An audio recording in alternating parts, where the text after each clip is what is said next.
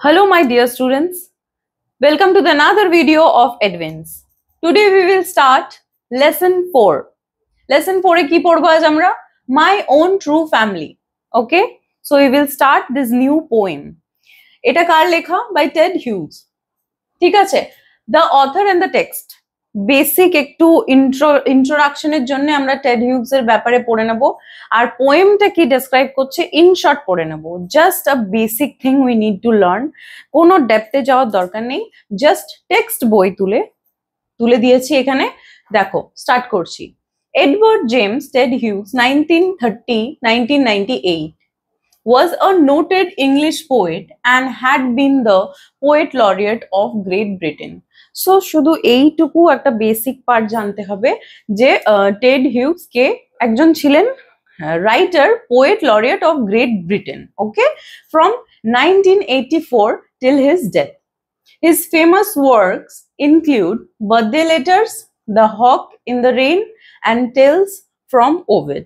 ঠিক আছে এইগুলো জাস্ট এক্সট্রা নলেজ পোয়েমের একটা এক্সট্রা নলেজ অথরের ব্যাপারে একটা এক্সট্রা নলেজ অ্যান্ড তার মধ্যে এই পোয়েমটাও আমরা যেটা পড়বো মাই ওন ট্রু ফ্যামিলি সেটা ডিটেলসে পড়বো কিন্তু এখানে birthday letters the hawk in the rain and tales from Ovid এইগুলো কিছু ফেমাস কিছু কাজ যেগুলো এখানে তুলে ধরা হয়েছে তো তিনি একজন English poet great Britain okay so কিছু বেসিক জিনিস আমরা এখানে দেখে নিলাম অথরের ব্যাপারে now we will talk about the poem. The poem describes the magical experience of a young child in an oak wood and indicates that human beings and trees should thrive as a single family. It focuses strongly on the need to protect our natural environment for the welfare of mankind. Full stop.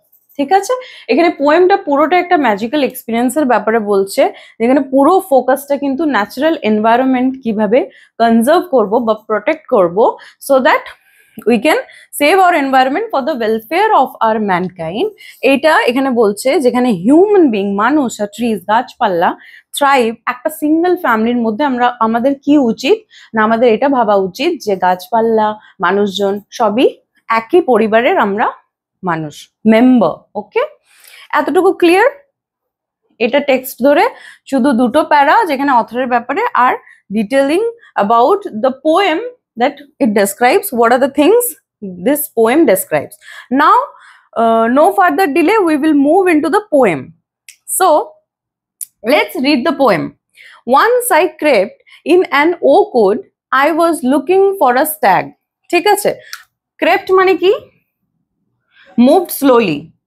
আমি বাংলা মানেটা বলে দেব সেটা নিয়ে কোনো চিন্তা করো না just in case তোমাদের রেফারেন্সের জন্য আমি লিখে দিচ্ছি I crept in an oak wood and I was looking for a stag stag মানে দেখো ওয়ার্ড নেস্টে দেওয়া আছে তোমাদের টেক্সট বইয়ে মেল ডিয়ার কে আমরা বলি stag ঠিক আছে and I met an old woman there all nobly stick and rag ঠিক আছে লাইন বাই লাইন আমরা পড়বো আমরা এখানে কবি বলছে যে আই ক্রেপ্ট মানে আস্তে আস্তে যাচ্ছিলাম ওকুডের দিকে ওকুডের জঙ্গলে and I was looking for a stag হরিণের খোঁজে মেল ডিয়ারের খোঁজে যাচ্ছিলাম ওকুডের দিকে I met an old woman there আমি একটা বৃদ্ধ মহিলার সাথে সেখানে আমার দেখা হলো all nobly দেখো ওখানে কি মানে দেওয়া আছে word নেস্টে unsteady okay stick and rag মানে কি torn cloth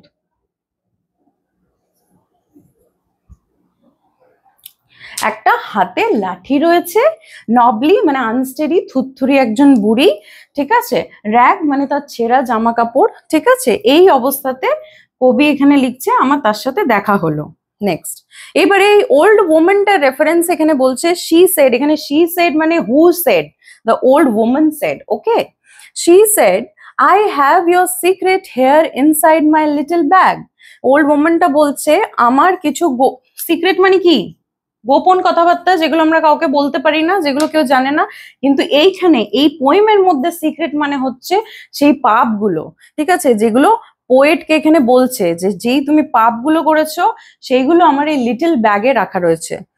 কার লিটল ব্যাগে? ওল্ড ওম্যানের লিটল ব্যাগে রাখা রয়েছে। এবার নেক্সট স্ট্যান্জা দেখে নিই আমরা। She said that I have a secret in my bag, your secret in my bag.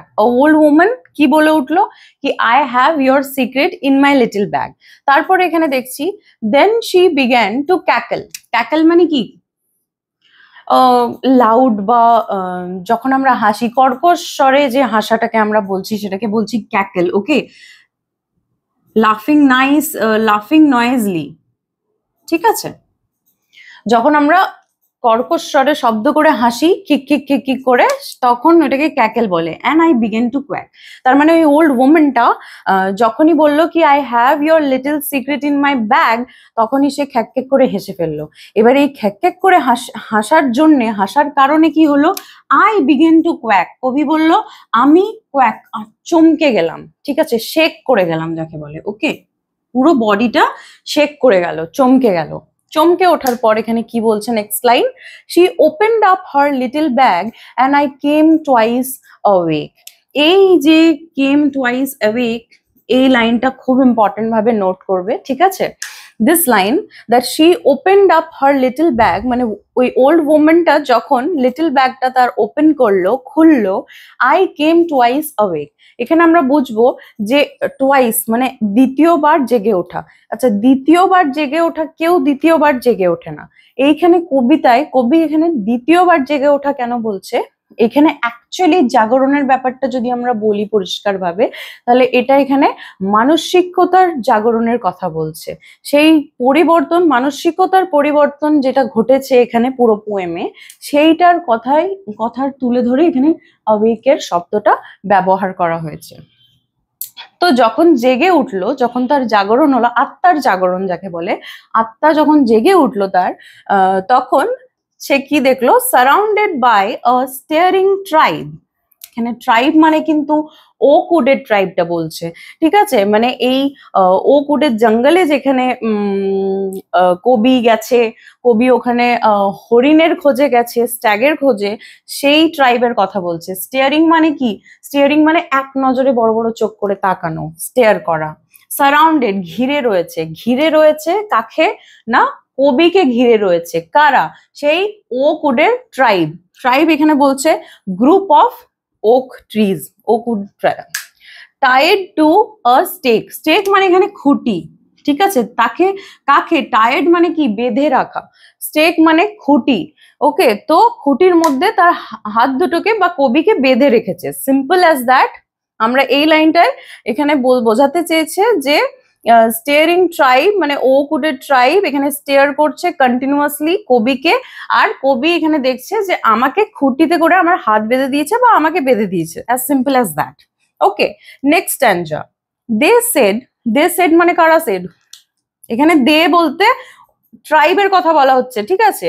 এখানে তারা কি বললো, we are oak trees and your own family.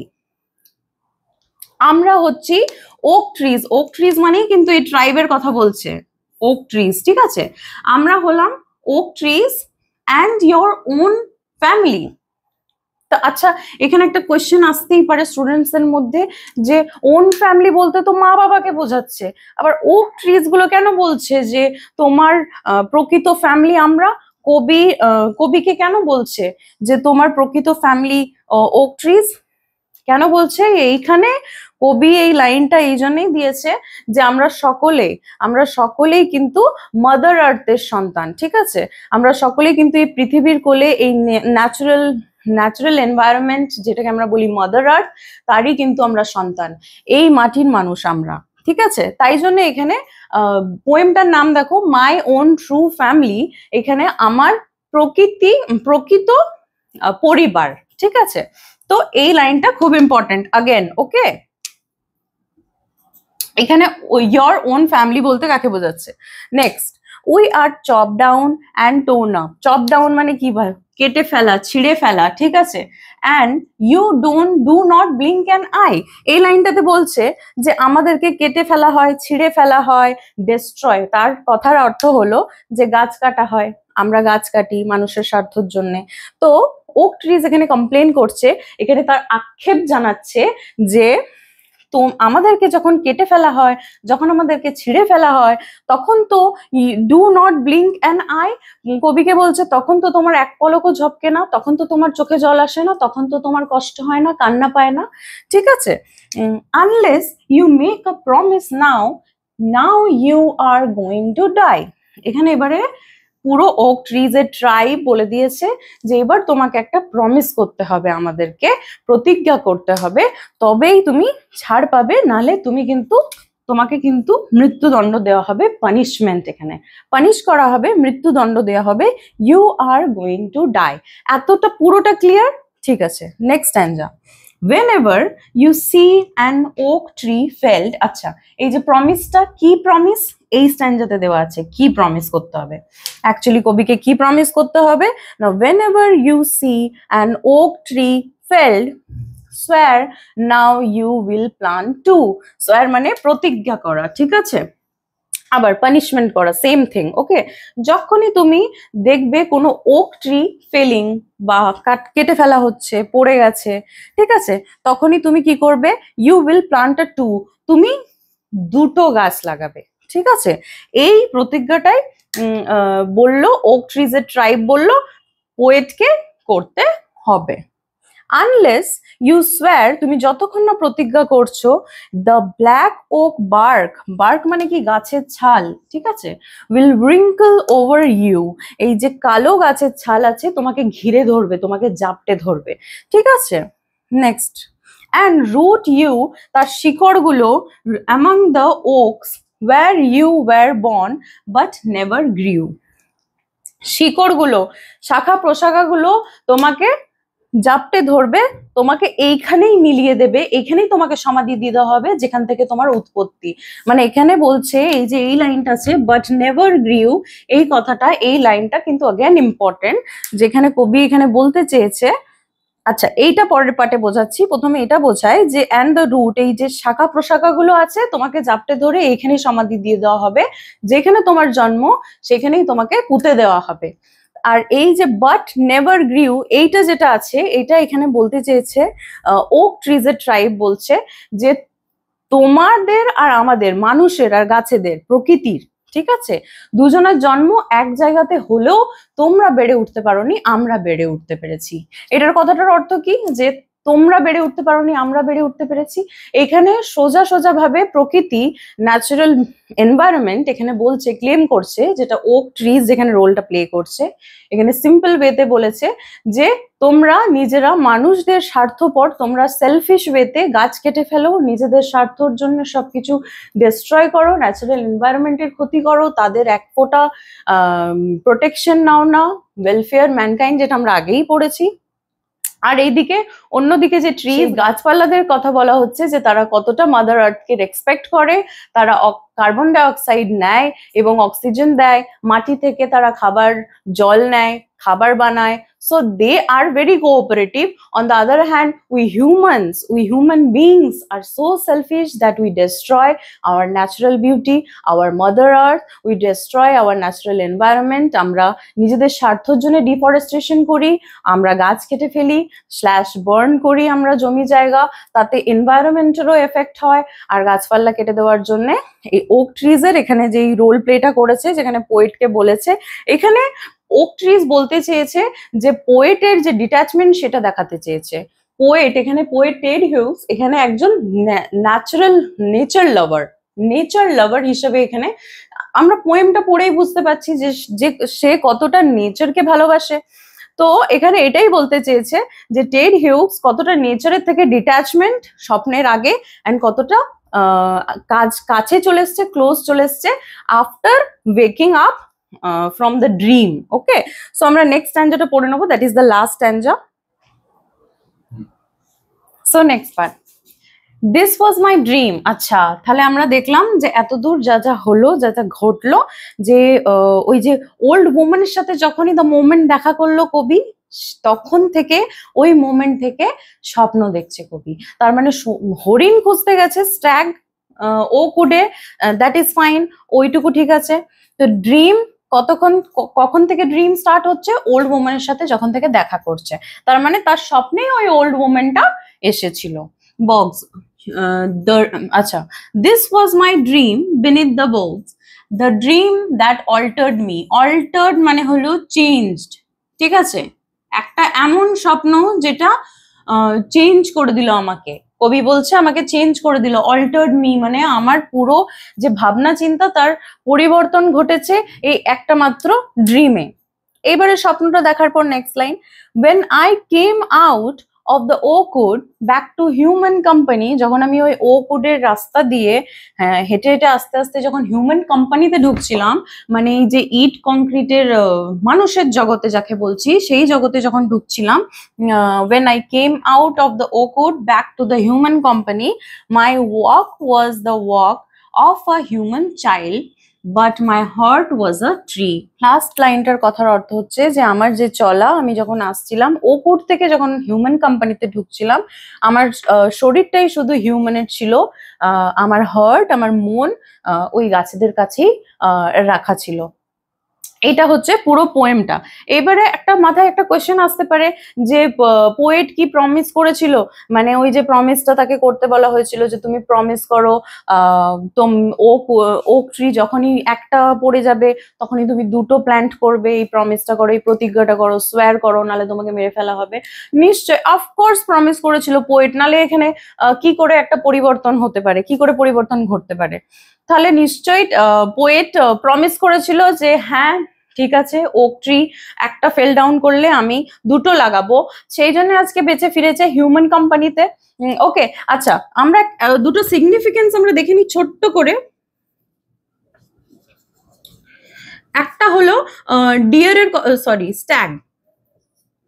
স্ট্যাগের কথা এখানে বলছে, যেটা সিম্বলাইজ করছে, বা আইডিয়ালিজম যেটাকে বলছি সিম্বলাইজ করছে একটা স্ট্যাগটাকে পারফেকশনিস্ট হিসেবে। পারফেকশনিজম যাকে বলি, যে আমরা প্রত্যেকটাই মানুষ কিন্তু পারফেক্ট হওয়ার জন্য সেই জায়গাতে ছুটে যায়। আরেকটা যে ওল্ড ওম্যান এখানে বলা হয়েছে, এই ওল্ড ওম্যানটা সিগনিফাই করছে কিন্তু মাদার আর্থ। হঠাৎ করে স্বপ্ন দিল এরকম যে I have your little secret in my bag, তারপরে হাসলো যে তোমার পাপ কি কি রয়েছে সব আমার ব্যাগে রয়েছে, তোমার গোপন কথা, কি কি পাপ করেছো। তো এই ওল্ড ওম্যানটা এখানে পোয়েমে কিন্তু সিগনিফাই করছে মাদার আর্থকে, ন্যাচারাল এনভায়রনমেন্ট, ন্যাচারাল বিউটিকে। অ্যান্ড সেই জন্যে আমরা এতটা নিজেদের মানুষের স্বার্থের জন্যে, আমাদের নিজেদের সেলফিশ মোটিভ ফুলফিল করার জন্য এত যে গাছ কেটেছি, ডিস্ট্রাকশন, ডিফরেস্টেশন করেছি, তাই জন্য আজকে কিন্তু mother earth old woman signify করেছে ওল্ড ওম্যান হিসেবে। অ্যান্ড তাকে সেই জন্য ক্যারেক্টারাইজ করা হয়েছে নবলি হিসেবে, যে সে জরাজীর্ণ থুরথুরি হয়ে গেছে, স্টেক, তার ছেঁড়া কাপড়। কারণ আমরা কেন এটা পোয়েম, এখানে পোয়েমে, পুরো পোয়েমে বলেছে কারণ আমরা প্রোটেক্ট করি না আমাদের মাদার আর্থকে, দ্যাটস ওয়াই। ওকে, সো এইভাবে আমরা পুরো পোয়েমটা কমপ্লিট করে নিয়েছি। অ্যান্ড ওয়ার্ড মিনিংস গুলো আমরা এবার দেখে নেবো এক একটার পর এক একটা ওয়ার্ড মিনিংস গুলো, যেগুলো ভ্যালুয়েবল ইম্পর্টেন্ট ওয়ার্ড মিনিংস যেগুলো আসতে পারে। So let's just switch to word meanings now. So word meanings গুলো আমরা দেখে নিই। ক্রেপ্ট মানে ধীরে যাওয়া। কবি ক্রেপ্ট করছিল ওকুটের দিকে, ধীরে ধীরে চলে যাচ্ছিল, সেইখানে আমরা পড়েছি। র্যাগ এখানে মাদার আর্থকে সিম্বলাইজ করেছে। র্যাগ মানে ছেঁড়া কাপড়, যেটা ওল্ড ওম্যান পড়েছে যখন the poet was dreaming that time. এই র্যাগ কথাটার অর্থ আমরা শুনতে পাই। ক্যাকেল, ওই ওল্ড ওম্যানটা ক্যাকেল, হেসে উঠেছিল যখন কিক কিক করে খ্যাক খ্যাক শব্দ করে হাসাটাকে বলে ক্যাকেল। কোয়াক মানে যখন এই ক্যাকেল মানে ওল্ড ওম্যানটা খ্যাক খ্যাক করে হেসেছিল তখন পোয়েট চমকে উঠেছিল, সো ওইটাকে বলে কেঁপে যাওয়া, কেঁপে ওঠা। ওকে, স্টেক মানে খুঁটি। অল্টার্ড মানে পরিবর্তন, যেখানে এখানে অল্টার্ড কথাটার অর্থ কখন আমরা পোয়েমে ইউজ করেছি, যখন পোয়েট ক্লেম করলো যে this dream has changed my life or changed the altered, ঠিক আছে, পুরো পরিবর্তন ঘটালো আমার এই মানসিকতার যে পরিবর্তন ঘটালো। ওকে, বার্ক, বার্ক মানে হচ্ছে গাছের ছাল। যখন পোয়েটকে বলা হলো যে তুমি প্রতিজ্ঞা করো, নালে black bark wrinkle over you, এরকম কিছু একটা লাইন ছিল যেখানে এই পোয়েমটাতে বললো। সো এই ওয়ার্ড মিনিংস গুলো, 7টা ওয়ার্ড মিনিংস আমি তোমাদের কাছে নিয়ে এসেছি। বাকি ওয়ার্ড মিনিংস গুলো তোমাদের টেক্সটে আছে, দ্যাট ইজ ওয়ার্ড নেস্টের সূত্রে দেওয়া আছে। ঠিক আছে, তো আজকে আমরা কি পড়লাম? আজকে আমরা অথরের ব্যাপারে একটু বেসিক নলেজ নিলাম, তার সাথে আমরা টেক্সটটাকে ভালো করে পড়লাম line by line, and then we got to see the word meanings. এবারে নেক্সট ক্লাসে আমি কি করব? নেক্সট ক্লাসে আমি যে মাঝখানে সিগনিফিকেন্স এর কথা বললাম, সেই সিগনিফিকেন্স গুলো একটু ব্রডার অ্যাসপেক্টসে আমি নিয়ে আসবো। সিগনিফিকেন্স গুলো পড়বো আমি, যেমন ডিয়ার কি সিগনিফাই করছে, বা কি আইডিয়াল, তার কি সিম্বলিজম, বা ওল্ড ওম্যানের কি সিম্বলিজম, সেটাকে নিয়ে আসবো। তার সাথে তোমাদের যদি কোনো ওয়ার্ড মিনিংস এর প্রবলেম থাকে পোয়েমের মধ্যে, তো you can comment down in the comment section, সেটাকেও আমি নিয়ে আসবো ভালো করে। And one more thing I will do, that is the exercise portion. Okay, exercise, ঠিক আছে? So I will do this thing in our next class, and at a brief summary, choto summary, we will do it. Okay, so that's all for today's video, and if there is any queries regarding this poem, then please comment down, and I will bring another new video with you people to clear all your doubts. And if you want to get more such informative videos like this, then please subscribe our YouTube channel Edwins, and please follow our Facebook page Edwins. Thank you. Edwins, learn, grow, succeed.